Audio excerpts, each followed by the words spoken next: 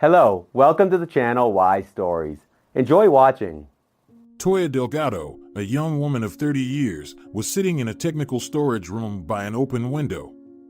She was gazing at tall trees that were like candles in a small square adjoining the backside of the Registro Civil building, where she worked as a janitor. In front of her was a cup of cold coffee, some crumbled cookies in a bowl, and a little time to catch her breath. She watched the sprawling white-trunked trees rustle with autumn's yellow leaves. The weather had been like this for a week already, with warm late summer days. Nature offered solace. Toya immersed herself in the honeyed silence, and slowly, unbidden memories crept into her thoughts. It had been 7 years since Pablo's death. Yes, it happened that way. She became a widow early, leaving behind 3-year-old twins, Manuela and Celso. How had Toya lived all these years? In various ways. She had to bid farewell to the grand plans she and her husband had made before that dreadful tragedy.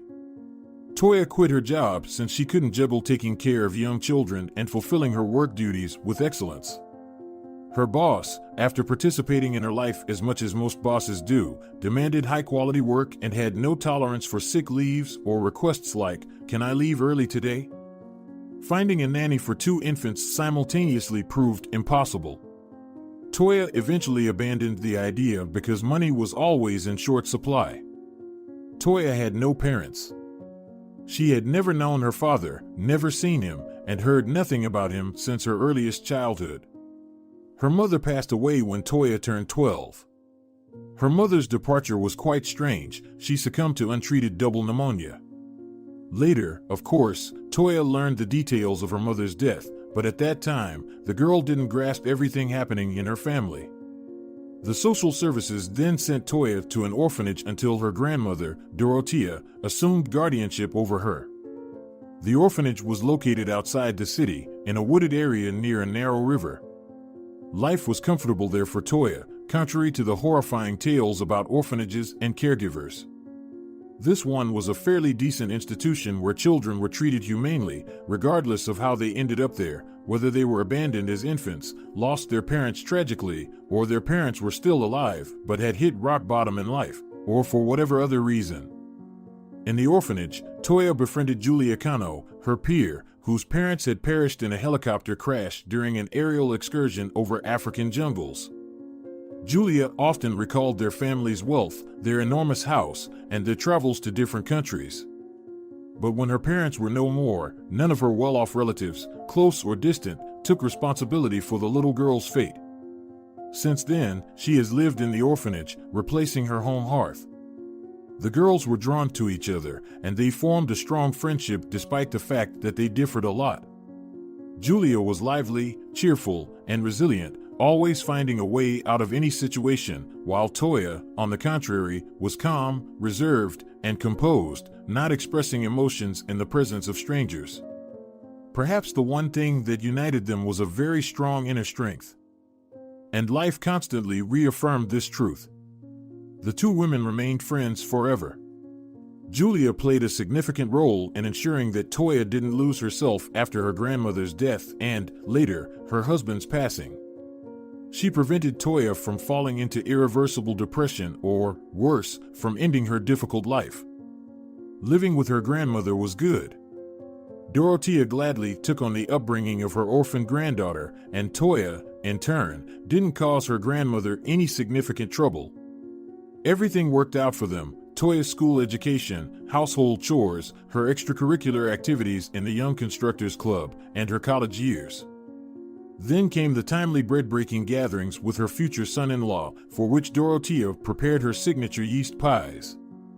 And a modest but dignified wedding when Dorothea gave her only beloved granddaughter to Pablo, taking his noble and honest word regarding Toya's future. Dorothea lived in a 2-room apartment in an old building. Despite its small size, the apartment felt spacious due to its high, nearly 3-meter ceilings. Toya settled into this new home, loving it dearly. She was confident that amidst all life's trials, she could find shelter and salvation here, within these sturdy and dependable walls. But happiness is not eternal. Sooner or later, it yields to the next wave of hardships. Her beloved grandmother passed away shortly after Toya's wedding. She hadn't been sick, as is typical with elderly people. Although she suffered from hypertension, she always conscientiously monitored her blood pressure. Perhaps Toya was unaware of some health issue her grandmother had. Nonetheless, Dorothea departed peacefully, and suddenly she had a heart attack. Toya struggled to accept that her dear grandmother was no longer with her. However, optimist Giulio was constantly by her side, offering unwavering support. There was also her beloved Pablo, and later, the little boys, so endearing and funny, so dear, that grief slowly receded into the background, settling on a more distant shelf of memory, making way for challenging yet pleasant family responsibilities. The young parents and their children moved from the factory dormitory into the grandmother's apartment, embarking on a new, brighter chapter of their lives. Toya sometimes couldn't believe her luck. She thought, perhaps there is a God after all. And finally, he granted her joyful days after enduring all the tribulations that had befallen her orphaned life. Pablo and Toya met at work. One day, striking up a conversation in the cafeteria during lunch, they discovered that, coincidentally, Pablo had also grown up in an orphanage, just like Toya. It was an incredible twist of fate, although his experience of being an orphan had been even harsher. His parents had abandoned him right after his birth. Throughout his childhood, Pablo harbored the burning desire to find his biological parents when he grew up. He relentlessly pursued targeted searches, which ultimately revealed that almost nothing was known about the people who brought him into the world. Did they even exist in this world? Perhaps he miraculously fell from the heavens onto this troubled earth. Thus began Toya and Pablo's close acquaintance, which blossomed into deep affection. They genuinely loved each other, he loved her, and she loved him, and they couldn't imagine life without each other. Deprived of parents, these young people made concerted efforts to create a real family where everyone loved and respected each other. Pablo and Toya were engineers at the machine manufacturing plant. Pablo was making good progress in his career. He had already gained a reputation as a promising designer, and various colleagues looked at him in different ways. A couple of coworkers openly envied him, while a few others did so secretly. In a workplace where women engineers were not common, some of the female colleagues flirted with subtle hints, and the managers had big plans for him. Like any workplace, there were office intrigues, but there were also plenty of friendly relationships. In general, Toya and Pablo could be considered successful individuals and a happy couple. 2 years later, Pablo took out a loan to buy his own car, and the next item on the agenda was improving their living conditions. It was time for the children to enter daycare, but all 4 of them eagerly wished for a new addition to the family. However, life doesn't always go according to plan. Life is unpredictable. People make their assumptions, but it's ultimately in God's hands. Everything crashed down in an instant when, one fateful day, while answering her mobile phone, Toya heard an unfamiliar baritone voice on the other end. "Toya Delgado?" The stranger's stern formality startled Toya, and she replied with tension. "Yes, it's me. Sergio Santos, from the police." "Hello. Who is Pablo Delgado to you?" Her heart felt like it had been pierced from the left side, causing immense pain. "He's my husband." "What happened? What's wrong with Pablo?" She cried out. "Could you come to the following address?" Pablo was involved in a car accident. Everything blurred before her eyes, and her head seemed to plunge into an unknown abyss. In the distance, the twins' cries echoed through the air. One began to sob, sensing the looming sorrow, and the other joined in, creating an unstoppable chorus of grief. "Yes, I'll be there soon," Toya whispered. She collapsed on the sofa in helplessness, but in her mind, the thought persisted, "I need to get up, I need to go." In the square, there were brides and grooms, guests with flowers, festive speeches could be heard, and cheerful voices filled the air. Toya came to her senses. She gazed at the brides in their long, white dresses with a mixture of admiration and a hint of harmless envy, observing like someone who had lived on this fragile earth for far too long and thus knew everything about life. Then, putting on her rubber gloves and grabbing a bucket, she entered her storage room and set off for her next assignment. Besides her part-time work online, Toya worked as a janitor at Registro Civil, taking on any opportunity to earn money. By the way, Julia had helped Toya secure the job at Registro Civil, as Julia had connections there. The manager was an acquaintance of Julia's parents' friends. That's how it happened. When the woman learned the story of the poor orphan, she decided to help her. At that time, Julia was 19. Julia received a one-bedroom apartment from the government. The manager, without much talk, got involved in the young woman's life, renovated her housing, and, after Julia finished college, helped her find a job. She skillfully and subtly, without intruding into Julia's personal matters, kept an eye on her and guided her in the right direction. While washing the floors in the offices, Toya once again surrendered to her memories. Today, for some reason, they stubbornly invaded her soul without asking for permission, and Toya didn't try to push them away. Toya had buried her beloved husband, or rather, what remained of him after that terrible accident. The coffin was closed. She had no chance to kiss his cold forehead. She couldn't farewell properly. They hadn't shown her the disfigured and charred Pablo at the morgue. Instead, they had brought out his personal belongings for identification: the mangled watch with a piece of the bracelet and the miraculously preserved, tattered half of a boot, which likely got blown off in the explosive blast. When Toya saw Pablo's half boot, she couldn't bear it and fell into a faint. Nausea crept up her throat, a darkness engulfed her vision, and she couldn't remember anything more. She woke up in the corridor on a wooden bench, and the first thing that appeared before her was the gentle face of Grandma Dorotea. Smiling softly, her grandmother said, "Toya, it's still too early. Get up, my little one, we have to go." The face began to blur, disperse, and suddenly vanish, as if it dissolved into space. The attendants helped her get up from the bench. A heavy question hammered at her head: why? Why did this happen to her? What is this? The price for short-lived happiness, another trial? Hasn't God had enough of testing her? "Toya, dear, we need to go," they told her. But this wasn't her grandmother, it was her devoted friend Julia, who accompanied her to the grave and back, trying to get her away from the cemetery as soon as possible. However, Toya's legs turned to jelly, she couldn't feel them. It turned out that Toya had stood next to the mound of earth, covered with mourning wreaths and flowers, in a daze, devastated, staring at one point without moving. "Toya," Julia began, imploringly, "please, let's go. The children are waiting at home." And that's when Toya broke down. She dropped her head on her friend's shoulder and sobbed loudly, desperately wailing. "Why is this happening to me? Why? For what reason? What have I done to God?"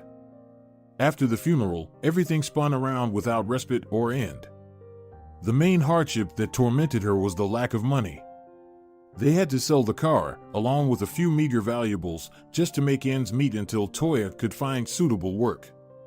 Fortunately, they managed to secure 2 spots for the children in a daycare, providing some physical relief. Manuela adapted to it calmly, but Celso cried like crazy for almost 2 months. One day, he finally stopped, realizing that either Mom or Aunt Julia would come to take him home anyway. However, Celso didn't fully accept the daycare until he graduated from the preschool group. Every morning, he protested loudly to his mother. Toya sighed as she finished cleaning Caterina's office, the head of the Registro Civil. Caterina Morales was too strict, categorical, and demanding when it came to her subordinate staff. Opening the door from the office into the corridor, Toya unexpectedly bumped into Julia. "Julia, I almost ran into you. Why are you running around the Registro Civil? Are you crazy?" Julia, ignoring the snarky remarks, abruptly grabbed her friend's hand. "Is Caterina in her office?" "No. Go back in. I've got some exciting news." The woman dove into the head's office and plopped down on the soft couch across from her desk. "So, crazy lady, spill the beans. What's going on with you? Are you about to give birth or something?" "No. Antonio is enough for me. These are for you, Toya. Julia glanced conspiratorially at her friend. Do you happen to know that Chita is resigning? Chita Bravo, originally a lawyer by profession, was considered one of the leading experts at the Registro Civil and a pro at this work. But most importantly, Chita was the only one who conducted the solemn registrations of marriages, births, and any kind of celebration at the institution. Katerina wouldn't entrust this facade mission to just anyone. Toya looked surprised and smirked. So what? Do you also happen to know the reason she's leaving? You always seem to be in the know about everything in the world. It's a wonder. Julia shook her head reproachfully, as if saying, what an ungrateful friend. I tell her everything, and she still complains. Of course, I know. She's going to the big city to be with her son. Something happened with his daughter there. Well, Toya prodded. You're so dense. Don't you catch it at all? No, Toya shrugged. Well, a position is opening up, that's what. Don't miss your chance, silly. Julia even coughed at the effort. I'll talk to Katerina if you don't want to. You're a creative person, talented, well-educated, and articulate. Remember how great you were at performing in the orphanage's morning shows? With a little practice, you'll be a superb host, the best one can find. And besides, Toya, you're a real beauty, not like the underachiever Chita. Look at what you've become over these years. We'll get you in shape, and you'll start a new life. Toya shuddered. A new life. She had enough of that, with all its contents. She didn't need anything more. Oh, come on, Julia. Me, a host? Yep, I knew it. Here we go. Are you planning to scrub floors for the rest of your life? Julia mechanically unzipped her purse, took out her compact mirror, and after a second, she threw it back in without opening it. Why for the rest of my life? It's already getting easier. I'll probably return to the factory or find a job at a construction company. I thought maybe I could get into management. Find a job, for example, at a car dealership. They're always in need of managers. Exactly, but you won't make a good manager. In a dealership, you have to spin sales like a squirrel on a wheel, otherwise, you won't make a dime. It's not for everyone, Toya. You'll just end up suffering again. Julia, it seems like you've set a goal to live my life for me. Julia pretended not to hear Toya's words and, frowning, summed up. All right.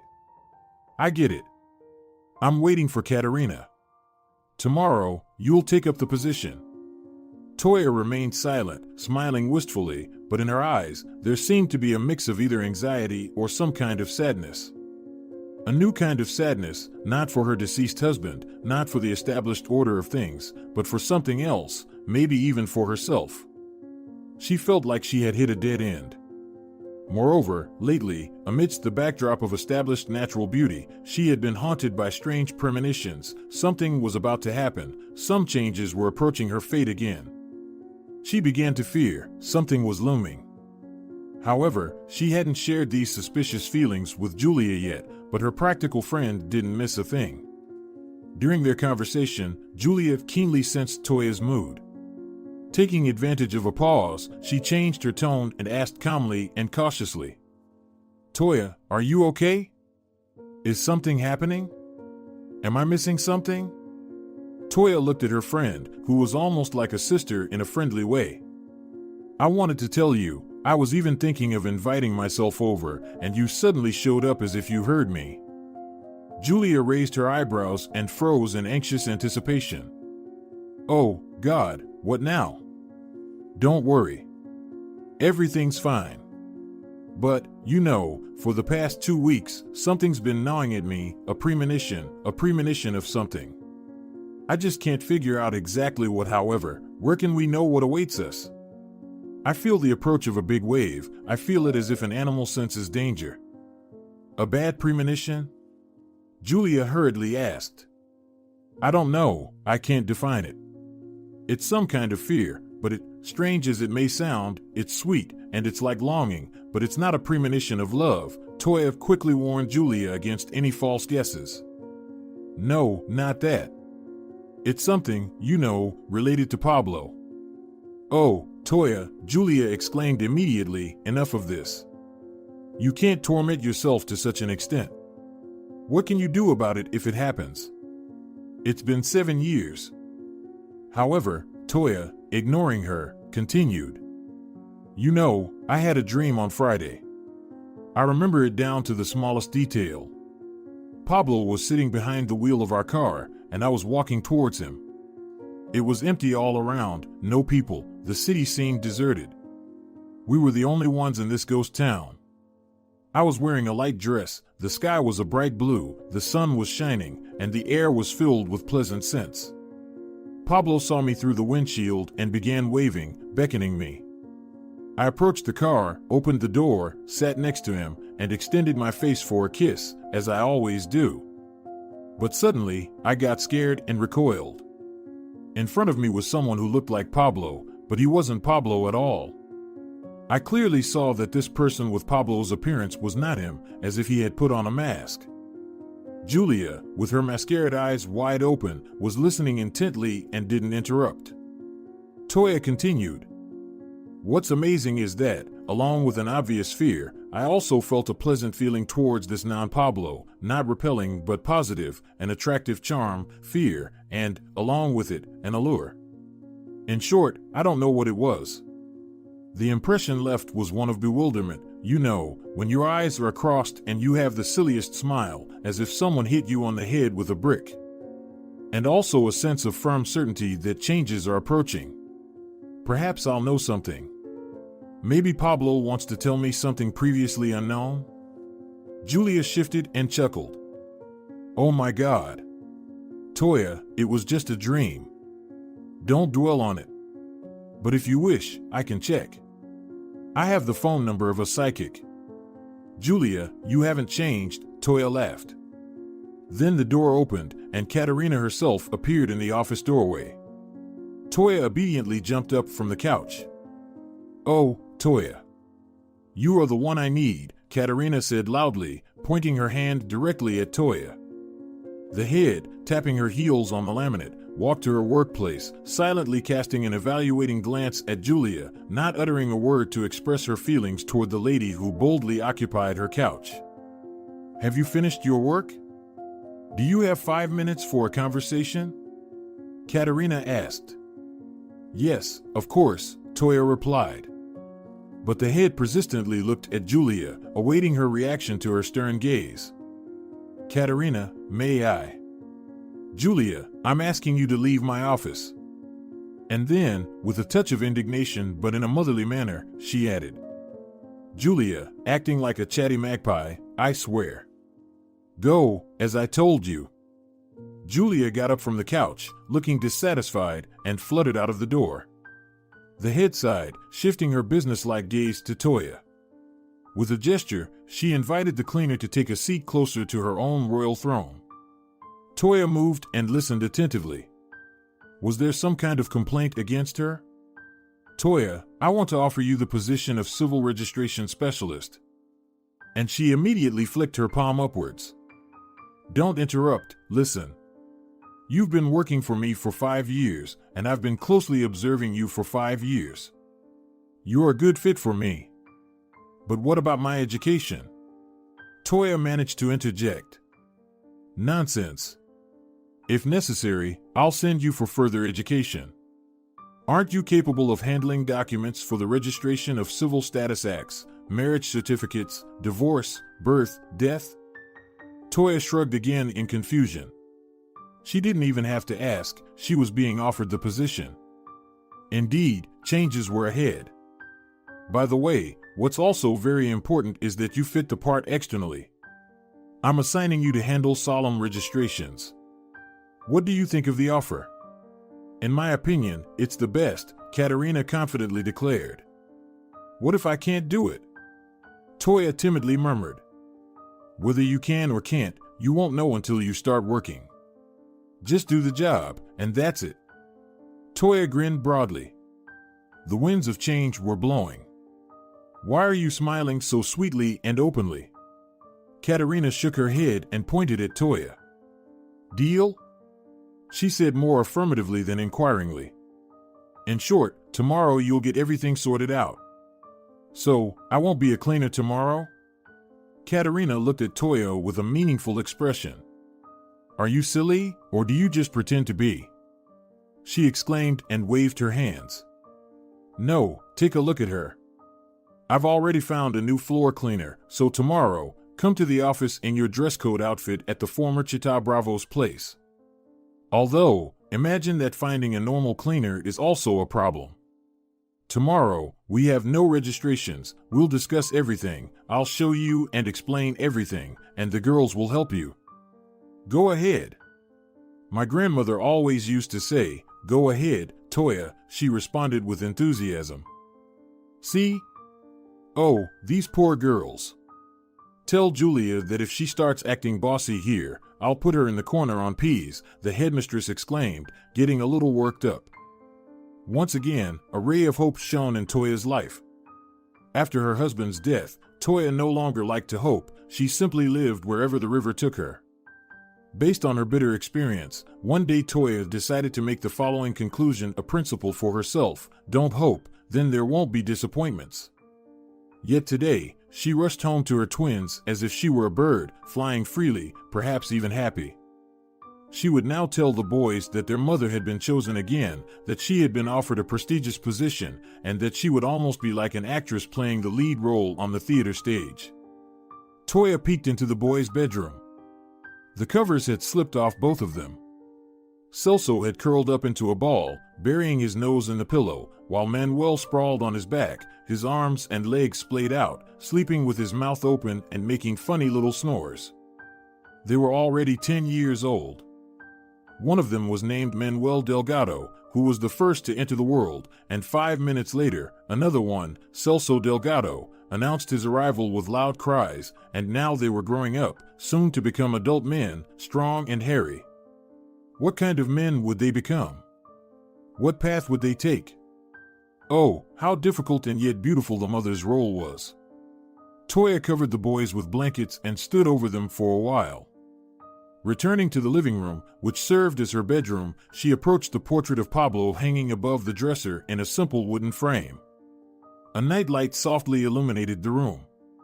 In its dim light, dark, watercolor-like shadows spread along the walls from various objects. It was quiet, with only the steady ticks of the grandmother's wall clock breaking the silence. Toya gazed tenderly at the photographic features of Pablo's face. Suddenly, a tear welled up and rolled down her cheek. She wiped it away and whispered, "Pablo, where are you now? What do you want to tell me? Please come to me in my dreams again. Maybe I'll understand you." She wiped away the tears that were running down her cheeks, blew her nose into a handkerchief she took from the pocket of her house dress, and looked at her husband's portrait again, trying to re-examine his face and remember it so that in her dream, if he were to come to her, she wouldn't mistake him for someone else. Toya didn't notice when she fell asleep again before dawn. She had a strange dream once more. She saw a maternity hospital. The sounds of laboring women's moans and the cries of newborns came from somewhere. It was like an ensemble. Medical women in white robes and caps appeared, pushing a stretcher with swaddled babies. What was Toya doing here? She wasn't a laboring woman.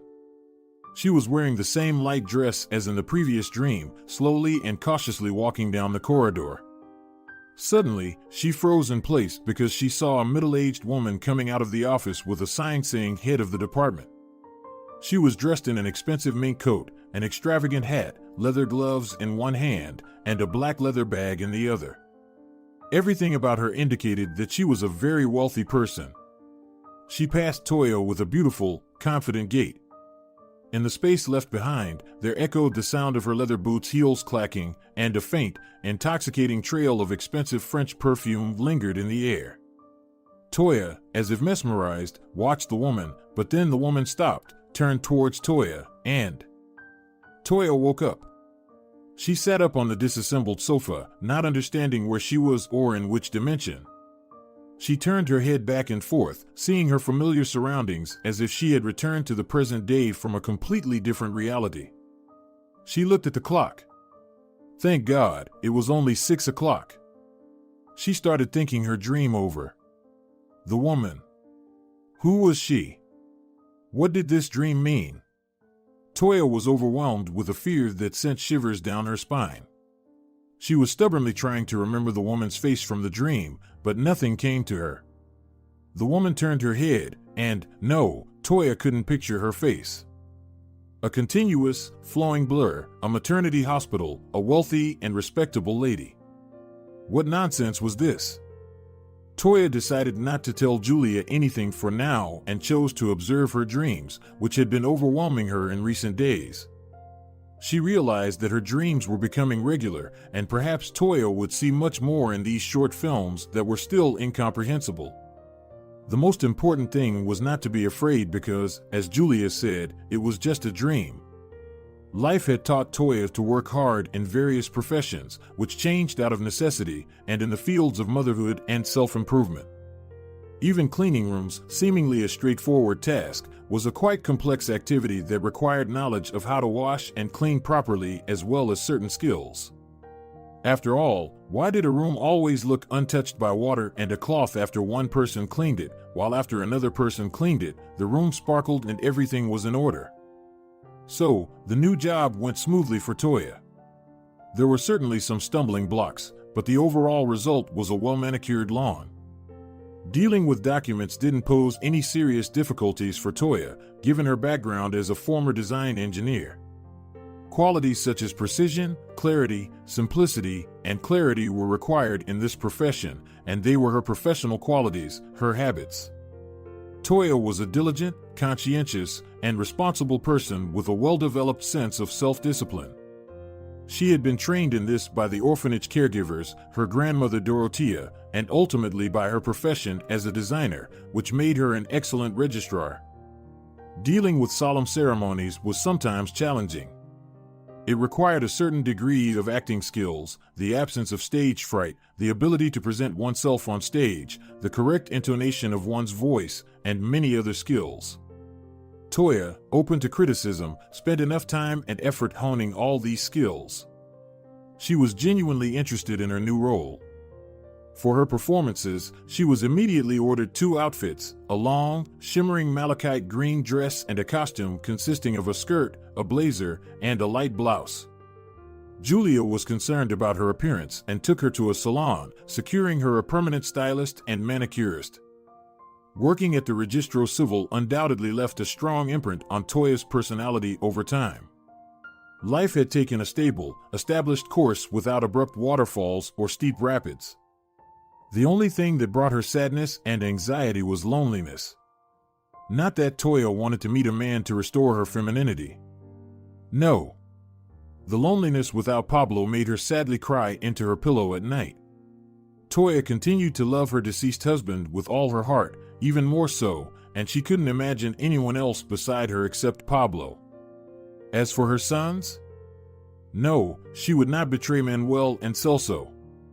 No amount of words or explanations would make them understand if, by any chance, someone other than Pablo appeared in her life. They would never forgive her.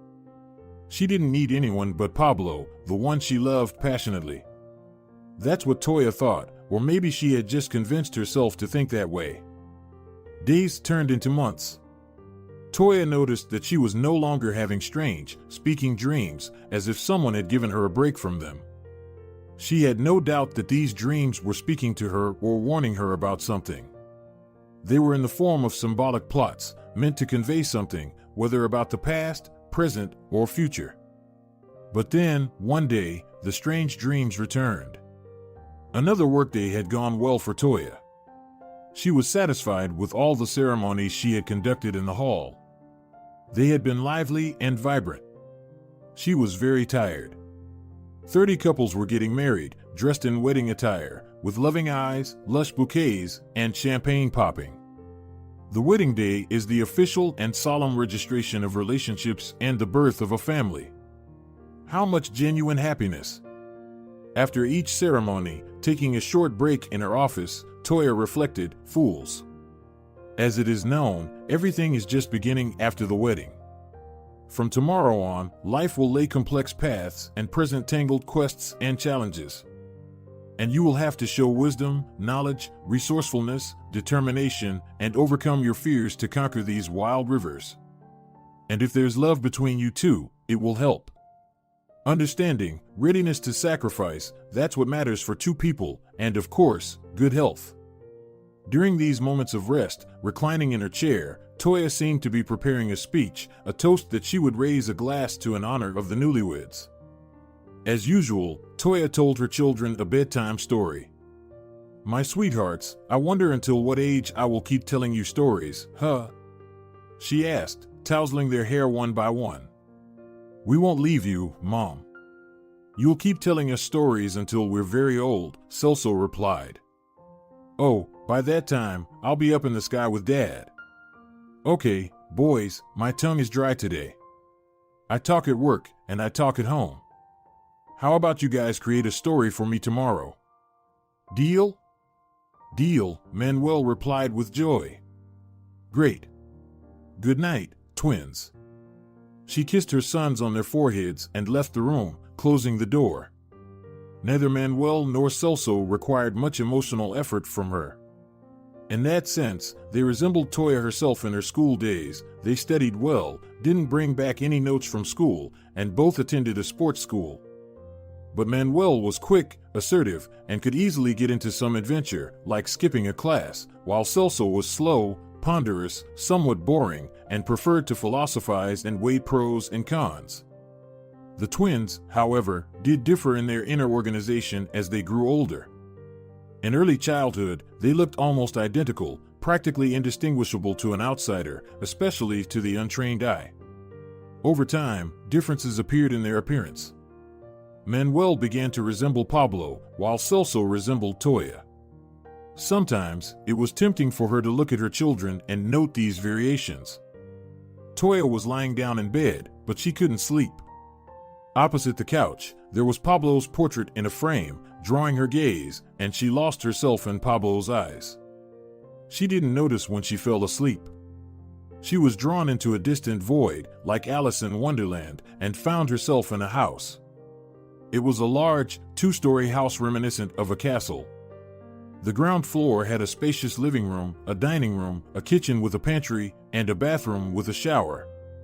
The second floor had private bedrooms with facilities, a hallway, a library, an office, and a billiard room. The facade of the building had flower beds with designer ideas. Behind the house, there was a well-groomed garden. A path led to it, and on the sides of the path were marble statues of Greek gods. Beyond the trees and other vegetation, there was a greenish lake with water lilies glistening in the sun. It was clear that this was not an ordinary person's house. Toya felt like an unknown wind brought her there. She appeared in the living room, as if out of nowhere. The room resembled the hall of an English castle, adorned with fine woodwork. In the distance, a fireplace was blazing, and two comfortable armchairs were placed nearby. A massive chandelier of copper and crystal hung from the ceiling, and the walls were adorned with works of art. It was dimly lit. Footsteps could be heard, and a lady entered the living room. It was the same woman from the maternity hospital that Toya had seen in her previous dream. She was wearing a silk floral robe and saying something. Her voice was velvety and well-mannered. Toya thought that this lady was probably an opera singer, and she sang mezzo-soprano. The words she spoke were unclear, only the sound of a beautiful voice could be heard. The lady was addressing someone, either giving instructions or expressing dissatisfaction, though she didn't raise her voice. After a minute, a young man entered the living room, dressed smartly, resembling a businessman from an office. He looked up, and, oh God, it was Pablo. Pablo! Toya rushed toward him, but the man turned away and didn't react. Toya called him again and was puzzled because Pablo paid no attention to her. He was indeed looking past Toya, as if she were invisible to him. She realized once again that the man in the form of Pablo was somehow different from the real Pablo, like he was wearing a stretched mask. However, despite this, Toya still felt the captivating effect of his charm, and she felt drawn to him. At that moment, a young woman appeared. She was likely crying, as her eyes were red and swollen, and she continued to sob out of inertia. The lady in the robe sternly and categorically uttered some words, to which the girl responded with a loud whisper, hissing like a snake. "May you die, you cursed witch." And she rushed out of the living room, while the lady, laughing with an unpleasant laugh, turned her face toward Toya, and Toya woke up. Try as she might, Toya couldn't remember even the slightest feature of the lady's face. It was just a blank white spot once again. Her forehead was sweaty, and her gaze immediately fell on the portrait. No, in her dream, Toya had seen a completely different person there, despite the strong resemblance to Pablo. Something was different about Pablo's features, with different lines on his face and a kinder, purer, simpler look. Toya noticed a pattern. These strange dreams only occurred from Thursday to Friday. She laughed, remembering a childhood rhyme they used to recite with the girls in the orphanage when they played at guessing their future husbands. From Thursday to Friday, from Friday to Friday. Starlet, whoever loves, will appear in a dream. Toya made arrangements with Julia for her to come over in the evening. Toya didn't drive, but Julia was an avid driver. Valerio, Julia's husband, had bought her a red Mazda, and Julia zipped around town in it. Overall, Julia's life had gone smoothly with her easygoing and conflict-free personality since leaving the orphanage. Sometimes, that's just how life goes. However, Toya knew that Julia's beloved Valerio was cheating on her. Yet Toya hadn't spoken up or found out whether Julia was aware of it. If she wasn't aware, tough times lay ahead for Julia. Julia was listening to her friend's astonishing story and insisted on calling a familiar psychic or wizard or whatever they were called. Yes, it's a woman, not a man. She's a cool lady, not a charlatan. She has an inherited gift from her great-grandmother, Julia argued. They're all charlatans. You know, my grandmother, Dorothea, was skilled in coffee ground divination. A high art. She could tell you things and say things that you wouldn't believe, but you'd end up believing them, Toya laughed. Your grandmother Dorothea should have charged money for her readings. She'd have made a fortune. No, Toya, I'm telling you, this psychic is the real deal. Julia made the call and scheduled an appointment with the person who not only possessed psychic abilities but also seemed capable of deciphering dreams. However, Toya didn't meet this psychic until 2 years later, and it happened under different circumstances. A year passed, then a second. Toya continued to work successfully at the Registro Civil and raised her twins. She weathered crazy disputes with Julia's husband. It was the kind of melodrama that could be turned into a literary work. Nevertheless, the couple stayed together, and it all ended happily. Julia was lucky in that regard. The longing for Pablo had dulled, transforming into a calm, meandering river that smoothly bypassed the occasional boulders of resurfacing memories. Toya had these dreams 3 more times, with the same arrogant lady and the man who bore an uncanny resemblance to Pablo as the protagonists. But these dreams, too, had grown tiresome. She tried not to dwell on what she had seen in them because they hadn't brought any significant changes to her life. She preferred not to delve into her speculations about them and left the contents of these dreams stored away in the attic of her memory without further analysis. One Saturday, there were many solemn marriage registrations scheduled. Toya didn't always process the paperwork herself. She had assistants, so she might not personally know the couples who had decided to get married. The Saturday registrations began. After a particularly festive ceremony, Toya settled into her favorite chair, removed her slightly uncomfortable new shoes, and ordered coffee. Leaning back, she closed her eyes. Unexpectedly, something inside her stirred beneath her breastbone. Toya felt physical discomfort, and a lump rose in her throat. She needed more fresh air. She gripped the armrests of her chair in panic. "What's happening to me?" she said in alarm. The last thing she needed was some kind of panic attack. There were couples waiting for her. Toya forced herself to stand up, poured a glass of water from a pitcher, and drank it eagerly. That helped a bit. She walked over to the window, where the birch candles rustled with their autumn yellow leaves, and took deep breaths. The physical distress subsided somewhat, but the feeling of inner discomfort remained. Her heart pounded as if she were deeply agitated. Yes, she was upset about something. Her children? Toya glanced at the clock, then quickly dialed the number of the boys' homeroom teacher. Was everything all right with the boys? Toya, they're in their 6th period literature class. Both of them are in the classroom, the teacher said. What was happening to her? Over the PA system, the voice of her assistant called for her to proceed with the registration. Toya took a deep breath, exhaled fully, and, pulling herself together, went to work. Her assistant, Marina, had meticulously prepared all the necessary documents on the table, and Toya just needed to put on the chain with the coat of arms. They had 1 minute left and were ready to begin. The assistant opened the white and gold door of the marble hall and invited the wedding couple inside for the ceremony. Mendelssohn's March began to play. Toya took her position, put on the appropriate expression, and cast a friendly glance at the couple as they entered. But what was this? The ground shifted beneath her feet, the furniture, the carpet, the walls, the hall, the people, everything turned upside down. Toya tightly closed her eyes, then abruptly opened them. There was Pablo, holding the hand of a lovely woman in a white dress, alive and unharmed. He smiled in his festive attire, anticipating the celebration. Her living Pablo, her Pablo. The whole world suddenly spun in the air and returned to its original place. Pablo! Toya shouted in a state of sheer frenzy. She sprang out from behind the table, clutching it, and rushed toward the groom. Pablo, is it you? Is it you? She asked frantically, shaking the man, grabbing onto his hands, and clenching the lapels of his jacket. The onlookers in the hall became bewildered. The guests started buzzing, and some people, possibly relatives, swiftly approached Toya and the groom, bombarding them with questions about what had just happened. The director rushed over, and other employees followed, but Toya couldn't see anyone else around except for Pablo. The poor man was utterly confused. For several seconds, shaken by the unexpectedness of the situation, the man couldn't utter a word.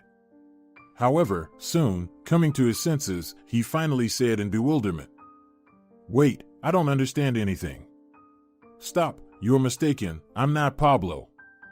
Toya stared at him with wild eyes, her hands on his chest, crying. "Pablo. It's me, Toya. Don't you recognize me?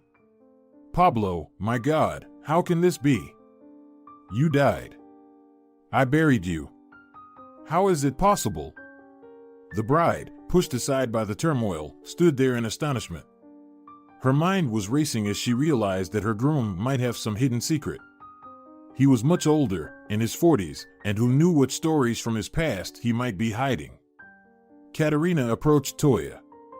She was herself on the verge of shock, but politely apologized to the agitated crowd and, hugging Toya, asked her kindly, "Let's all go to my office. My dear Toya, there's no need for a scene, please calm down. We'll sort everything out." The man gently and timidly took Toya's hands in his own. He repeated again, with understanding, empathy, and tact, but still he didn't completely understand anything. "Listen, my name is Salvador. Salvador Castro. You're making some kind of mistake. Please calm down. If you don't believe me, take a look at my documents." Toya couldn't take her eyes off his face. There was Pablo standing right in front of her, and that was all that mattered. Why wouldn't he admit it? She suddenly rushed to the table, grabbed the first thing she could find, the prepared marriage certificate, and saw that it had the same name the groom had just mentioned. "It can't be," Toya barely moved her lips. "Pablo, it's you, isn't it? Marina, bring my passport from my bag in the office. I'll show you right now." Toya continued to stare intensely at the man. A silent scene unfolded. Here, the assistant returned quickly and handed over the passport. With trembling fingers, Toya pulled a photograph from beneath the passport's cover and handed it to the man. "This is my husband, Pablo Delgado. He passed away many years ago." The groom took the card and was dumbfounded once more. In the photo, he was himself. The only difference was that the person in the photograph appeared about 10 years younger, but it was this man, Salvador Castro. Silence fell over the hall.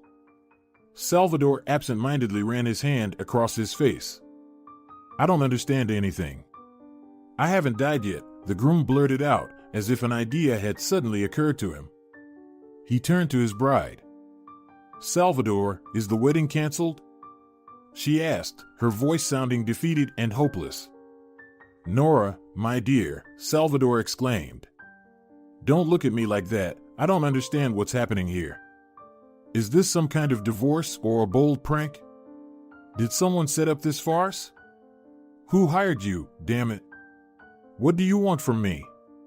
If it's money, name your price. I'll pay whatever you say." "Just leave us alone," the groom demanded hysterically. Then he nervously requested, addressing the director.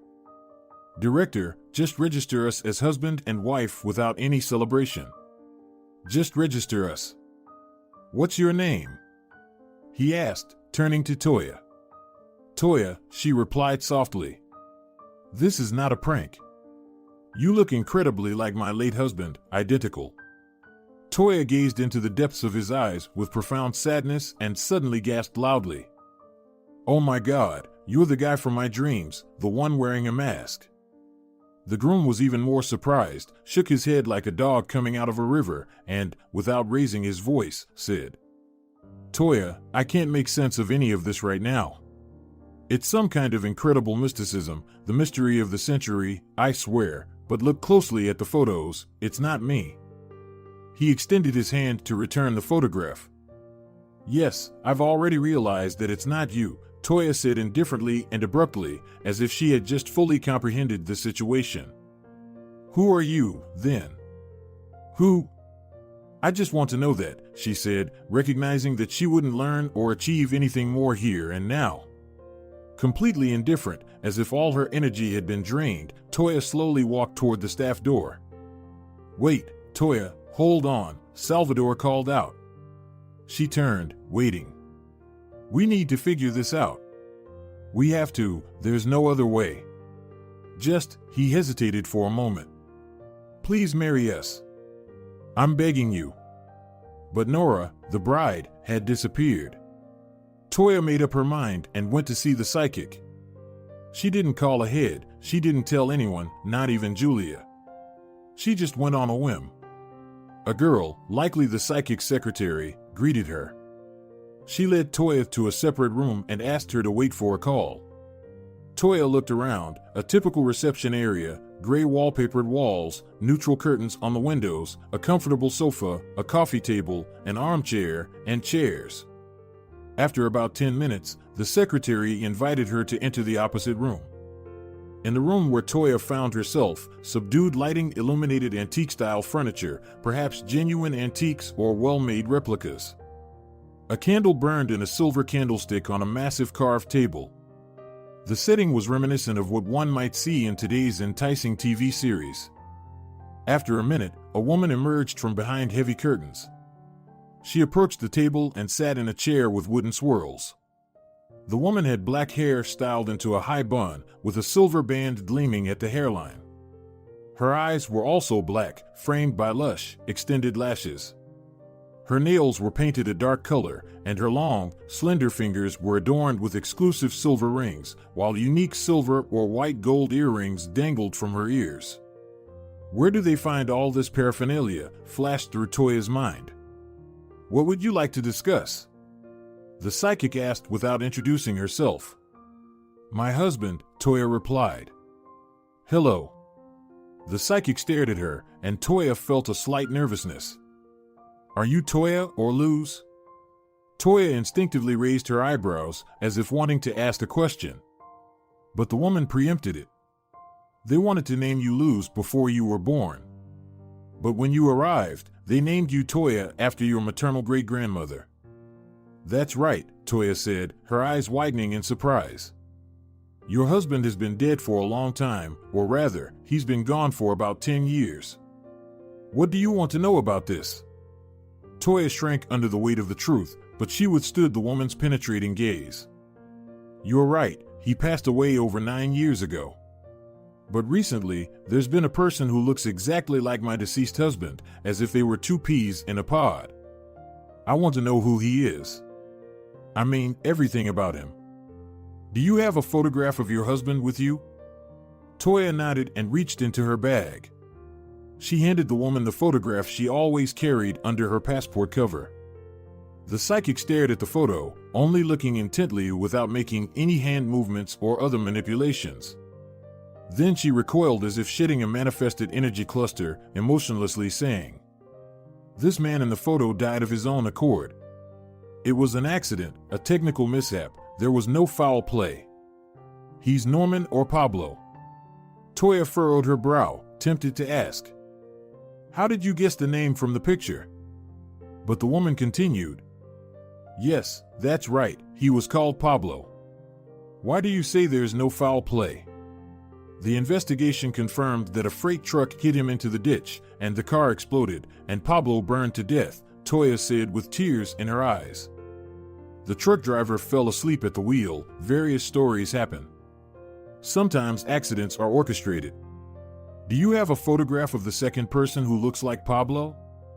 Preferably the physical one, not on a phone. I thought that this might be needed. But these are general photos. They are with our working photographer, not portraits. Here, take a look. The psychic unhurriedly sorted through the photos, examining especially carefully and attentively the one she had selected from several. "Fascinating," she muttered. "They're practically identical. It's difficult to distinguish, even for a relative accustomed to this similarity." She scrutinized the photos again with her unflinchingly penetrating gaze, as if special X-ray-like rays emanated from her eyes. Then she recoiled from the cards once more, releasing a burst of energy, and exhaled, saying, "These photos are not of Pablo." "I know it's not Pablo there," Toya said excitedly. "I need to understand who this doppelganger is. Who is he?" The woman, without any change in her perception of the observed material, spoke with an even voice and a stone face. "He is his blood brother, a twin. You can verify my words by conducting a DNA analysis. I see a blood relationship." "DNA? How can I do that? Pablo is no longer alive. Your children. You have twins, don't you?" At this question, Toya was once again stunned. "If these are Pablo's children, then they are his blood nephews," she said. She picked up one of the photos again and gazed into the candle's flame. "Nephews of Salvador. This man's name is Salvador. He was given that name in infancy." This time, Toya let out a small gasp. "He was given that name by his adoptive parents. He carries their surname," the psychic concluded. "My goodness, how do you know all of this? Did Julia tell you something?" Toya couldn't hold back. The psychic wore a mysterious expression, and her lips barely twitched in a faint smile. "I just see it, dear. Julia has nothing to do with this. I can tell you that Salvador is currently successful in his endeavors, perhaps in construction or home repair, but unfortunately, he's unsuccessful in matters of personal happiness. I must admit, I'm bewildered. Although, when I think about it rationally, the version of a blood relationship that Pablo has a twin brother is the only reasonable and plausible explanation. Now, let me tell you about the dreams." And the psychic listened to the tale of those recurring dreams Toya had been having for several years. "Take the candle on the table and drip the wax into the water," the woman instructed. Toya, with trembling hands, overturned the burning candle, allowing drops of wax to fall into the water, forming solid clumps. The psychic examined them for an extended period, then recoiled again, exhaling. "I see. The lady from your dream is Pablo's grandmother. Salvador is his brother. The woman sending the curse is the mother of the brothers. She appeared in the dream in her younger form. Their mother has long passed away. You see, dear Toya, dreams are irrational phenomena. They can mix things up, change the sequence, or combine distant times and individuals into one storyline. You may see yourself as an adult with your parent, who appears as a child, and so on. Therefore, deciphering, as you say, dreams can only be done by taking into account all these intricacies. I can shed some light on certain aspects, but it will take a lot of time. Not now, I'm tired. Our conversation for today is over. What should I do now? Please, give me advice and help me. My soul is restless, Toya pleaded. You have two options. First, do nothing and continue living as you have for the past 2 years. You have been living well. Second, confirm the DNA relationship between Pablo and Salvador and, using this irrefutable evidence, start inquiries, perhaps beginning with the maternity hospital where the twins were born. Find out why they never knew about each other. I foresee fascinating and astonishing details in the investigation. Come with Salvador to me, if you can. Interaction with a living person will reveal more details. All right, I will try. Thank you. Toya settled her bill with the secretary, who escorted her to the exit without displaying any emotion whatsoever. All her life, Toya had never believed in magicians, sorcerers, fortune tellers, or seers, considering it all nonsense. She explained any such abilities as mere human intuition and psychology. The magician was most likely an experienced, knowledgeable psychologist who observed keenly and certainly not a real wizard. However, today she found herself deeply impressed. She realized she trusted this woman and was genuinely intrigued by her. By the way, Toya remembered that she had never come across any advertisements for the services of this particular magician, whose name remained unknown for now. In the evening, Salvador Castro called Toya. Naturally, she expected Salvador to arrive soon, as he had been restless ever since the incident at the Registro Civil, feeling that there was hidden information behind the situation and that it concerned him directly. This information had to be unearthed. He felt that there was something of utmost importance about himself that he didn't know, something that defined the essence of his life. He confidently dialed the registration office's number. I'm listening, she responded after a few rings. Hello, Toya. It's Salvador Castro. Good evening. Yes, I recognized your voice. I'd like to meet with you, please. Find some time for me. We need to talk, and the sooner, the better. Can you tell me when you're free? I wouldn't mind talking to you either, Salvador. I have some information that might, let's say, surprise you. During the phone call, Toya strategically built a wall, keeping some distance, thereby intensifying the intrigue. Over the past few days, she had completely come to terms with the fact that Salvador was, of course, not Pablo miraculously risen from the dead. She could now clearly identify all the differences in the appearance of the two newly discovered twins. She noticed distinctions in their voices, their mannerisms, their overall behavior, and even their worldviews, since she remembered vividly what her Pablo had been like. However, she admitted to herself that the magnetic attraction she had felt towards the man in her dreams had been rekindled. Well then, I'm expecting an incredible story. So, when and where shall we meet? Salvador asked. Let's meet tomorrow at 6. How about the Harmony Cafe, just a block away from the Registro Civil? Is that suitable for you? Got it. See you there. Goodbye, and Toya hung up. The night flew by in an instant. She had fallen into a deep sleep, waking up at exactly 5:30, well-rested, full of energy, in a good mood, and confident that all her worries and fears had dissipated. Indeed, she felt a surge of activity and a thirst for action, along with a strong desire to embark on a new venture. Even if this new venture turned out to be an investigation with the goal of uncovering everything about the origins of Pablo and Salvador and discovering the reasons for their separation or estrangement, who exactly was behind the tragedy of these two close relatives losing each other. When Salvador came to the table and greeted her, Toya became completely convinced that, despite their striking resemblance, he was different from his brother. There were subtle differences in his facial features and contours. Pablo had rounder cheeks, while Salvador's were slightly elevated. Pablo had a broader forehead, whereas Salvador's was narrower. Pablo had plump, smoothly contoured lips, while Salvador's were thinner. Both had brown eyes.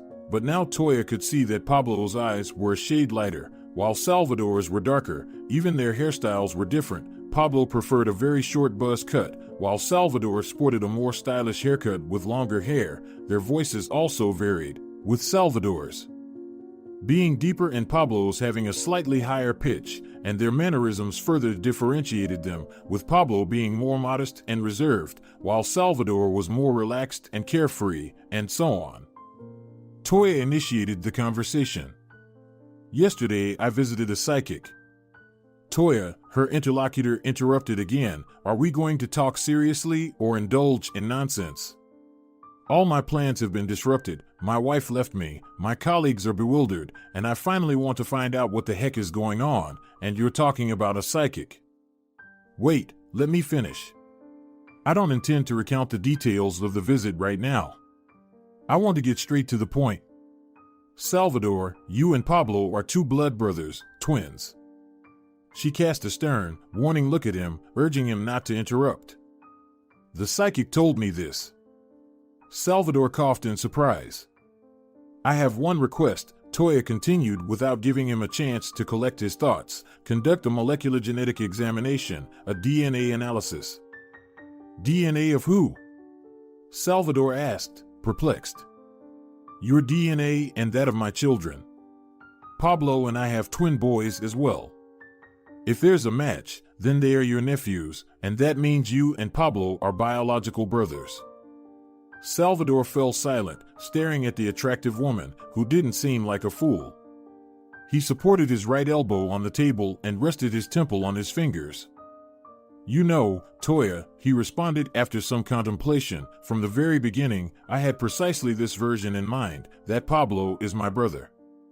Toya became cautious, expecting an interesting explanation, and she wasn't disappointed. I was adopted at birth.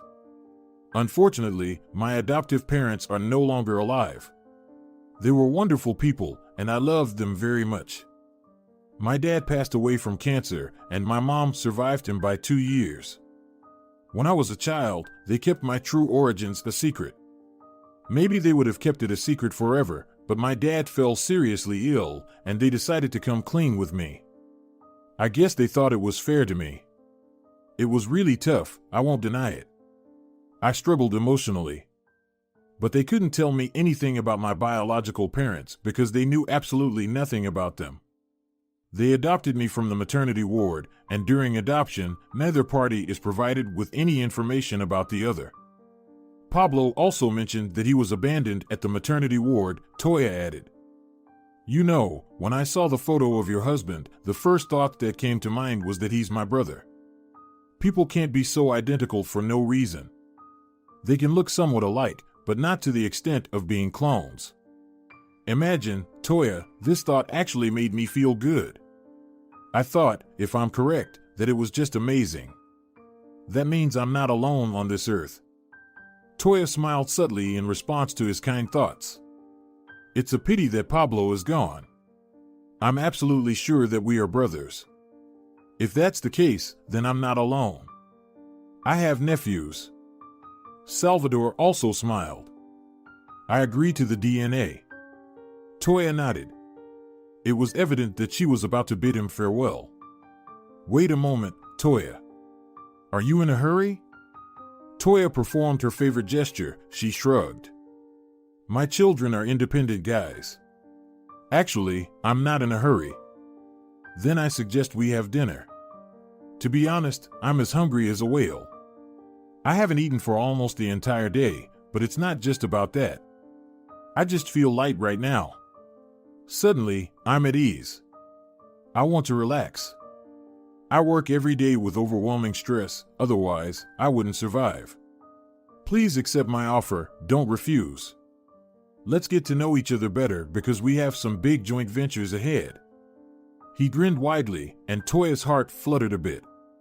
His smile reminded her of Pablo, a remarkable similarity. All right, let's have dinner, she said.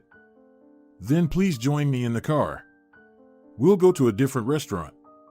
Over dinner with a glass of wine, Toya and Salvador talked animatedly.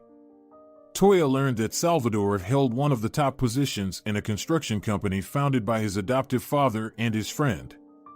However, she didn't see a movie-like business with insane money, adventures, and crimes, but rather a tough, risk-filled life of hard workers who lived day by day and survived in their own way.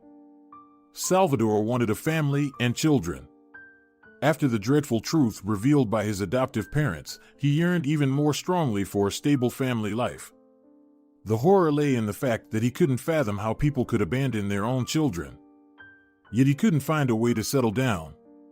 He hadn't formed serious relationships with any of the women who crossed his path. Nora had a certain charm, despite the significant age difference.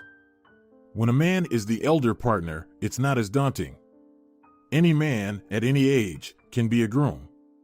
He fell in love with a young, charming doll, but the girl needed money and status. The dream of a strong family probably didn't touch her. After the incident at Registro Civil, Nora refused to listen to Salvador and vanished from his life. It hadn't been much time since that incident, but Salvador soon realized that he felt nothing for Nora anymore. All his thoughts were now focused on something else. And he almost married that girl. Toya eventually persuaded Salvador to visit the psychic with her. He could at least go beyond ordinary human curiosity. Besides, Salvador had never come into contact with mystical individuals before, and it seemed intriguing. Fine, Salvador agreed to go to this which for Toya's sake. On the appointed day, they entered a room furnished in an antique style. The psychic appeared before them in a long iridescent robe, adorned with silver and various gemstones. Her hair was loose and held in place with something like a headband. Just like last time, a candle in a silver candle holder was burning on the table, casting shadows around the room. Toya noticed a sardonic smile on Salvador's lips, but chose not to react. They sat down in front of the psychic. "Close your eyes," the psychic commanded Salvador. He reluctantly complied. All this hocus-pocus seemed ridiculous to him, but he had to keep the promise he made to Toya. The woman took a stone from a large crystal bowl and, leaning forward toward Salvador, began to move the stone, outlining his head and shoulders and making various airy figures with her hands. Her face remained impassive, and her eyes appeared glassy. Then she exhaled and shook off an energetic bundle, straightening up in her chair with elaborate wooden swirls. Salvador sat still with his eyes closed, as if in a trance. It was clear that the psychic had induced some sort of state resembling hypnosis. "Answer my questions with just 2 words, yes or no." Toya expected the psychic to start asking Salvador questions, and he would respond as if in a hypnosis session. However, something different happened.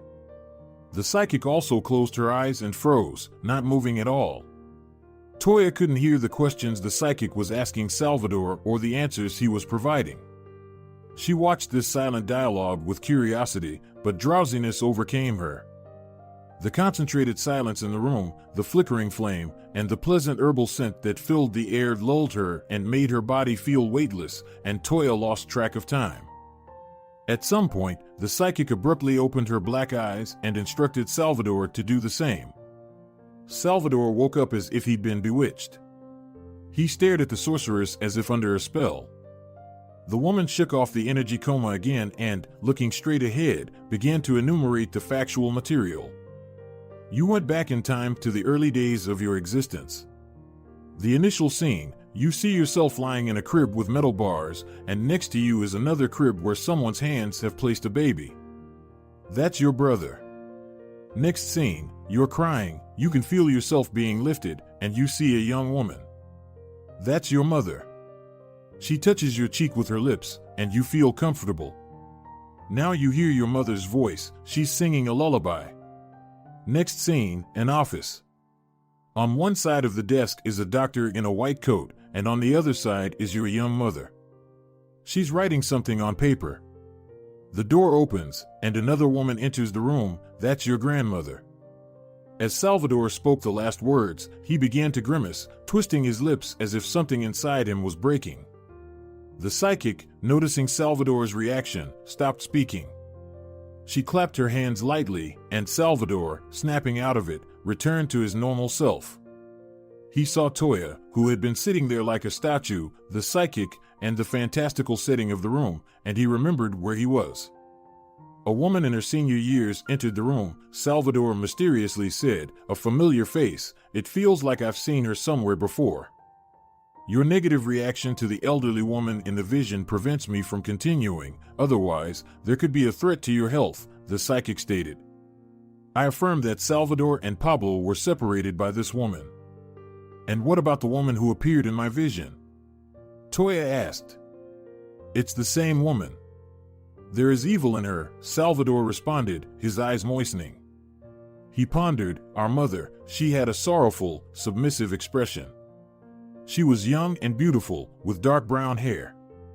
She was in a state of dependency. They forced her. It's fascinating to know what compelled her to obey and sign away her children. Contrary to her earlier refusal to continue, the psychic turned to the man, commanding once again. Close your eyes and envision that elderly lady. As soon as she appears in your imagination, let me know. Salvador closed his eyelids and concentrated. He remained silent for about 30 seconds. I see her. She's entered, he quickly articulated. The psychic immediately brought a live flame to him, moved it before him, and then abruptly overturned the candle, pouring wax into the water basin. Open your eyes, she commanded.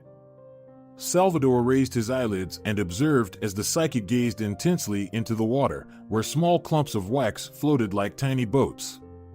Finally, the sorceress triumphantly declared, "This woman is still alive." Toya and Salvador exchanged a simultaneous glance.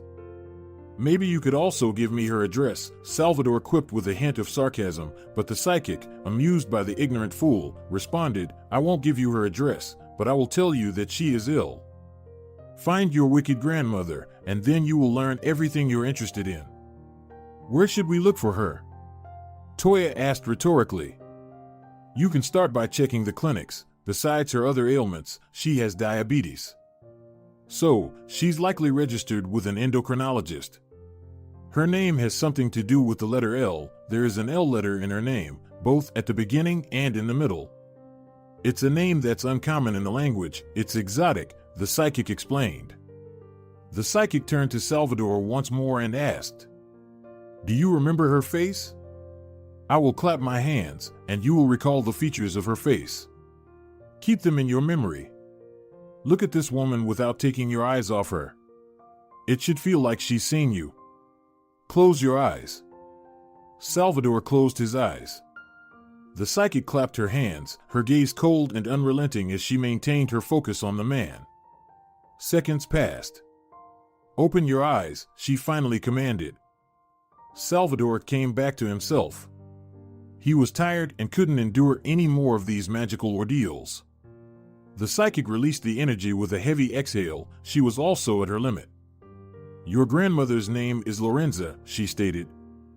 Toya ran her hand across her forehead, cheek, and neck. She had never witnessed such a marvelous display of magic in her life. Check the clinics. Which ones? In which city? Are they here in our city or in other cities? Toya questioned. Dear guests, for today, that's all. The psychic hinted at their immediate departure. There might be geographical complications. Come back another time, but today, that's it. The visitors bid their host farewell and stepped out into the fresh air and sunlight. What do you think? Toya asked. Salvador shrugged. It's shocking, I can't seem to shake it off. I really saw her and our mother. It's rather strange. But then, who is my, or rather, our, father? In your dreams, did you see any other man? No, only Pablo, I mean you, Toya replied. Salvador paused and turned to Toya. What, Toya? What are you thinking? Toya, do I need to search for this woman, our grandmother? Maybe we should just leave things as they are. Aren't you curious about why they condemned you to such a fate? Why did they treat you so cruelly? Your life could have taken any direction. If this woman is still alive, you could uncover family secrets and find out who you really are. I mean, I'm not directly involved, it's your family, but I'm involved. I'm Pablo's children's mother, your captors. Or do you not believe that? Shall we proceed with the examination? Toya suggested. Salvador gripped her shoulders. Of course, we should. I'll call you. They parted ways, and 2 weeks later, Salvador showed Toya the results of a molecular genetic examination. Manuel and Celso were indeed Salvador's blood nephews, a fact that neither Toya Delgado nor Salvador Castro had doubted for a long time. At the age of 20, Julia graduated from college, having studied to become an interior designer. Caterina Morales mentored her and got her into an agency that held a prominent place in the city. In her years working at the agency, she excelled professionally, participating in numerous projects, both large and small, including some of her own design. Julia always seemed to have luck on her side. Regardless of the obstacles that arose in Julia's path, she appeared to float above them with the grace of a butterfly. Her life may have appeared effortlessly breezy to others, but beneath the surface, she navigated through bumps, potholes, strong currents, and whirlpools with a hidden strength. She never displayed the immense effort she sometimes exerted because Julia didn't like anyone seeing how difficult things could be for her. She was a sociable person, always wishing everyone well, thinking exclusively in positive terms, and remaining effortlessly upbeat. Perhaps it was precisely this lighthearted approach that made everything turn out the way she envisioned. Upon learning the news of what had transpired with Toya and Salvador at the psychic's place, Julia became excited like a child with a new project. She crafted an action plan and presented it not just to one friend, but to an entire group. Her friends were more than willing to support Salvador, who, in reality, turned out to be as charming and active as he had appeared in Toya's dream. As an interior designer, Julia had some connections and the right acquaintances within the client network. She carefully selected candidates, focusing her attention on specific individuals. They included professionals in the medical field, legal experts, municipal archives, and others. Toya marveled at the intricacies of Julia's thought process.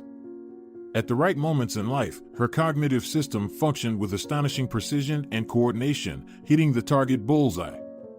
This little woman could execute even the most significant operations with the efficiency of a master. Toya couldn't help but think that Julia would have been the top spy if she were involved in espionage. Even Salvador, with his status, couldn't find as many tracks leading to the achievement of their goals as Julia had. At a certain point, Julia recalled a distant acquaintance, a prosecutor who had connections and access to the offices of institutions where entry was practically forbidden for the trio. She requested an audience and reintroduced herself to the prosecutor. His name was Domingo Grandes. He was a solid, middle-aged man in his 50s. He jokingly lamented that he was no longer young enough to win Julia over, but he found her absolutely captivating. She, attractive and intriguing, narrated an embellished tale about separated twin brothers and made it clear that, without a sinister mastermind behind the scenes, the chief scriptwriter and director of this touching story wouldn't be dealing with a 100% clean slate. She implied that the investigator could uncover the remaining secrets of a crime committed many years ago. Of course, the investigator was a significant help to them. Over the course of a month, Julia, Toya, and Salvador discovered that Pablo and Salvador were born in maternity hospital number 1 in the city. 3 days after their birth, their mother submitted a statement renouncing her newborn twin sons. One of the infants was immediately adopted by a family. The names of the adoptive parents and all their information matched. Salvador confirmed it. The second twin was placed in a foster home after being discharged from the hospital. The current director provided the address of the orphanage where the boy had been sent when he was 3 years old.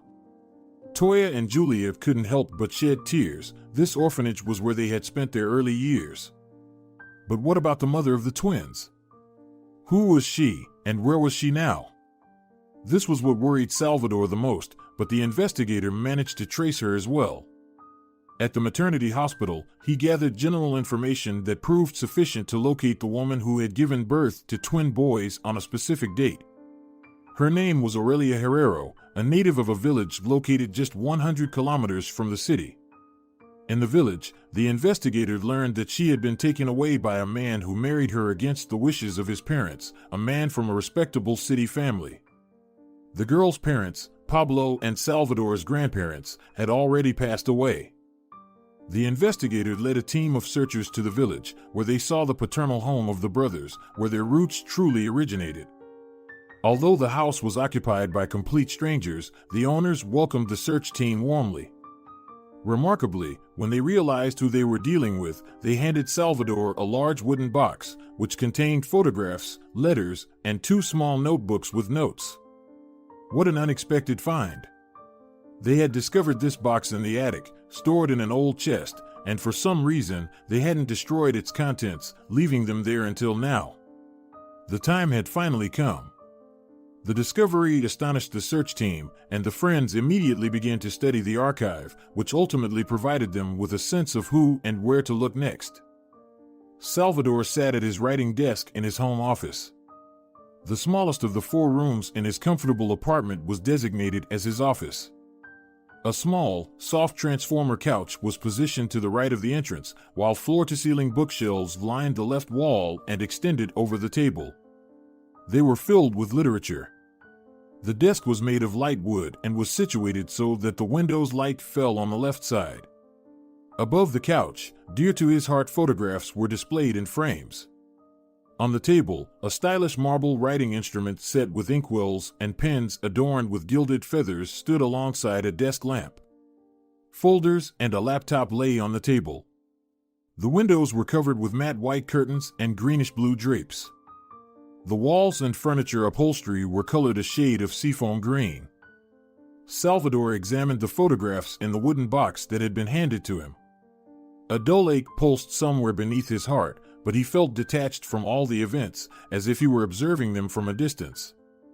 Could all these unbelievable, almost fantastical events really be happening to him? There were only a few photographs. He saw unfamiliar people, but easily recognized his real mother and father among them. They sat hand in hand, with happy, youthful smiles. On the back of the photograph was written, Aurelia and Eusebio, with some date. His father's name was Eusebio, and his mother's name was Aurelia. He simply stared at the familiar faces that had appeared out of nowhere, realizing how much he and Pablo resembled their father. They didn't need an analysis, it was immediately apparent that he was their dad.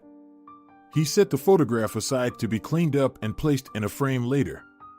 And here she was, the cunning grandmother. In the photo, the grandmother appeared much younger than the one Salvador had met in his vision during the visit to the Magina. She was a beautiful woman, perhaps too beautiful, with aristocratic features that spoke of breeding, but she emanated coldness, inaccessibility, and was devoid of warmth. A snow queen. It seemed her intentions were just as cold, to pierce the human heart with a shard of ice and freeze it. Salvador turned the photograph over and read the inscription, "To my beloved from Lorenza. Yours alone." There was no date, just a few words, but behind them lay an entire destiny, a sprawling novel. Who was this photo intended for, or whom did she want to give it to? Who was this beloved one? If she was giving this card as a keepsake, it meant she loved someone. Her beloved. This cold Lorenza had loved someone. Perhaps his grandfather? In the wooden box, there were 10 letters. They turned out to be from a certain Fernanda Lopez. It was ordinary correspondence between Aurelia and her friend, with conversations about everyday matters. However, Salvador's special attention was drawn to 2 letters.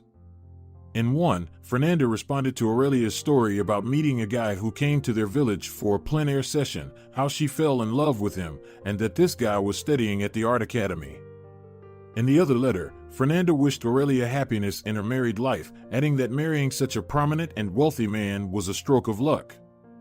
Apparently, Aurelia had told her about her marriage. So, there it was. Their father was an artist. Now, if only he could find out his true last name. These were valuable pieces of information. In the notebooks, there were many notes, hastily jotted down recipes, poems transcribed from collections, some addresses and phone numbers, as well as notes with unclear purposes. In short, a compilation of various things. Salvador, of course, first looked at the addresses and phone numbers. Among them, he immediately noticed two addresses, one in the capital city and the other in a neighboring village. He thought that investigator Domingo would have quite a bit of work to do this week. Salvador's head was pounding as he tried to process all these numbers and speculations. He picked up his phone. He wanted to talk to Toya. She answered right away. "Toya, hello. It's Salvador. Can you spare a minute? When will you be free?" "Oh, Salvador, good evening. I'm already free, standing at the bus stop, waiting for the bus. May I come to pick you up now? Do you want me to take you home?" "Sure. I'm across from the square at the Registro Civil. Come by." They drove through the city in the evening, with the street lights illuminating their way. On the journey, Salvador shared the contents of the documents from the chest he had brought with him and said, "We need to check the two addresses without delay. My gut feeling tells me that Lorenza's grandmother lives in the capital city. Although her son studied in another city, there is no information related to that in the letters and notes. However, the capital city is mentioned. We need to hurry, as Lorenza's grandmother might leave this world sooner rather than later, and we need her alive. Listen, let's drop by Domingo's office. I think he's really interested in our case." And they headed to the investigator's office. Domingo had just closed his office and was about to leave the prosecutor's building when his mobile phone rang. He agreed to help and told them to come to his workplace. Salvador handed him the wooden box, saying, "Domingo, you know what needs to be done with this." "Goodbye," Salvador said. Salvador turned towards the entrance and helped Toya out of the car. "Toya, I want to ask you something," Salvador began, steering the conversation in a certain direction. Toya raised an inquisitive eyebrow, one of her trademark gestures. "Go ahead." "About what?" Salvador hesitated for a moment, but then overcame his shyness and asked, "Toya, do your boys know about me? I mean, the fact that I'm their real uncle." She shrugged and moved her head to the side. "I don't know, to be honest. Sooner or later, they will find out about you, I suppose. It's only a matter of time. I need to prepare them. I don't want this revelation to distress their young minds. You are practically their father's doppelganger." "I understand," Salvador replied. Salvador didn't rush to leave. He was contemplating whether to confess to Toya now or continue to wait for the right moment, the so-called perfect timing. He didn't want to scare her off. "Good night, my sister-in-law," he said humorously. Toya laughed.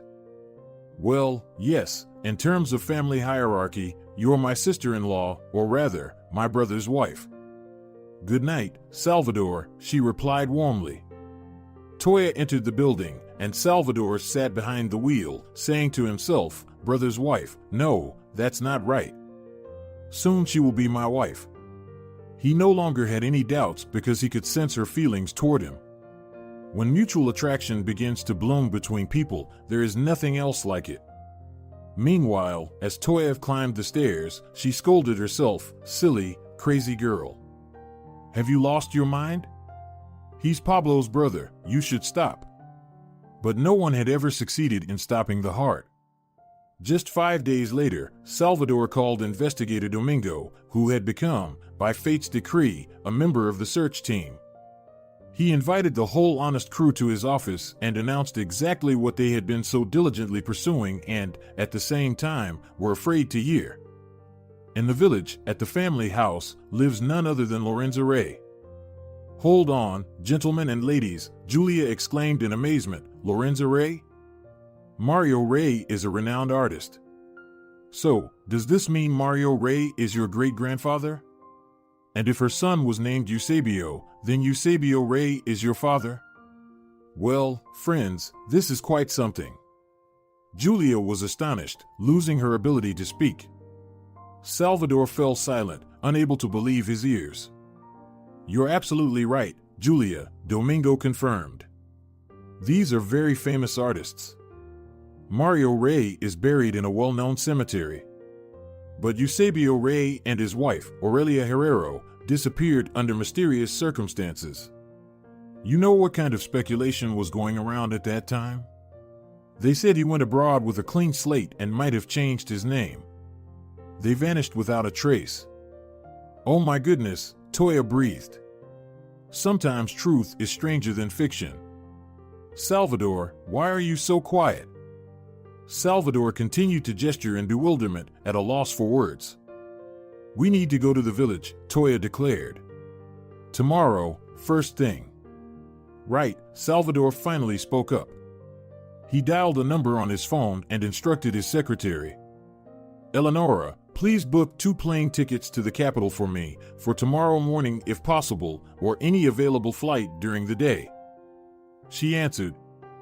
What about me? Julia made a mock tearful face. Eleonora, not 2, but 3 tickets. 3. Business class, if possible, but not necessary, she replied. Salvador lifted his chin triumphantly, exuding confidence. The flight was scheduled for the morning, and he needed a bit of rest and composure. They all went home, and the following day, by evening, the trio set out for the village in a taxi. The driver stopped amidst the woods at the beginning of a raised road, which they had to traverse for 500 meters on foot. It was house number 7. When the group approached the building, Toya gasped aloud. Before her stood the very 2-story mansion she had seen in one of her previous dreams. It was an old house, probably built in the 19th century.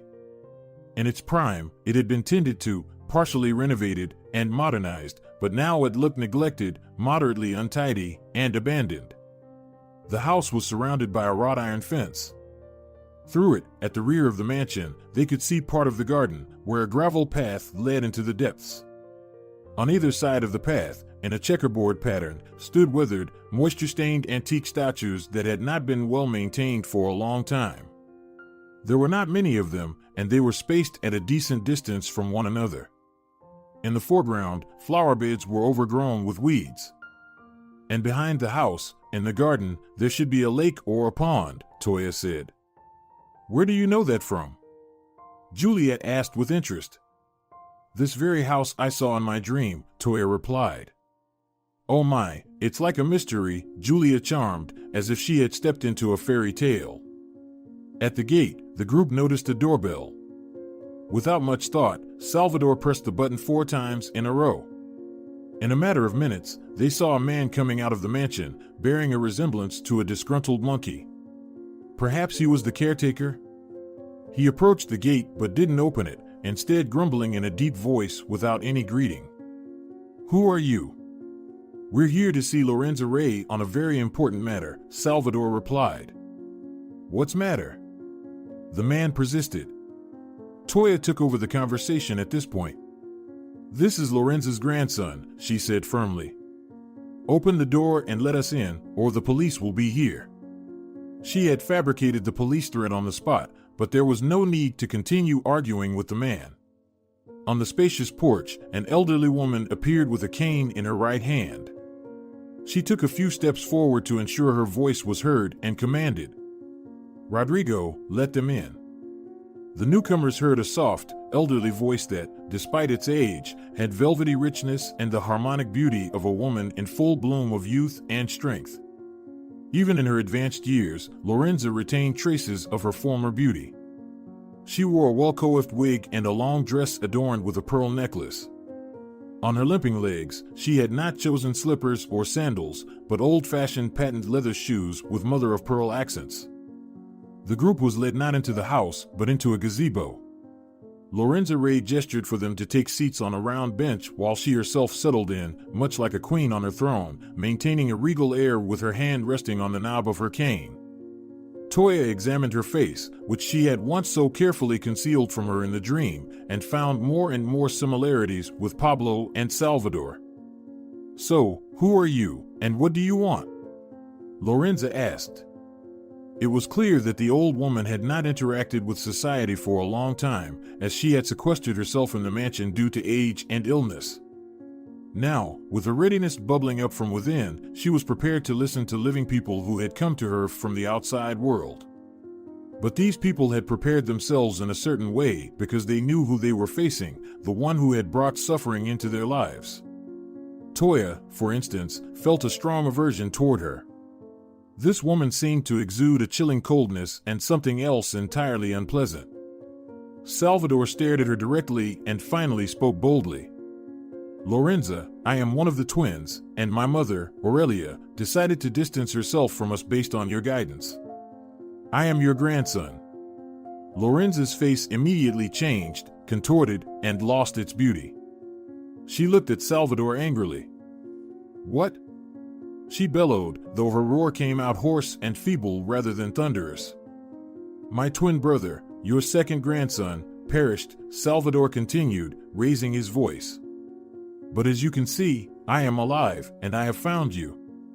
Neither Toya, Salvador, nor Julia knew that Domingo, in contact with the capital, had sent a team of police officers to the village right behind the group of seekers.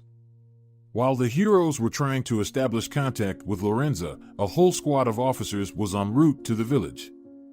After Salvador's announcement, chaos ensued. The old woman rose menacingly, leaning on the back of the bench, raised her cane high, and shook it, yelling until she grew hoarse. "Get out, imposter! Get out of here, Rodrigo, drive these scoundrels away! Out!" she wheezed. The man, who bore a resemblance to a monkey, rushed at Salvador, and a scuffle broke out. The women initially screamed in surprise and even fear at the sudden brawl, but when they saw Lorenza brandishing her cane at Salvador, they rushed toward her, wrestling her arm to take the weapon away. Salvador subdued the man, applying a painful technique. Julia, not missing a beat, tore the belt from her jeans and handed it to Salvador, who used it to bind the caretaker's hands, leaving him lying on the floor of the gazebo. Lorenza Ray was forcibly seated on the bench, and her cane, which she had used as a weapon, was confiscated.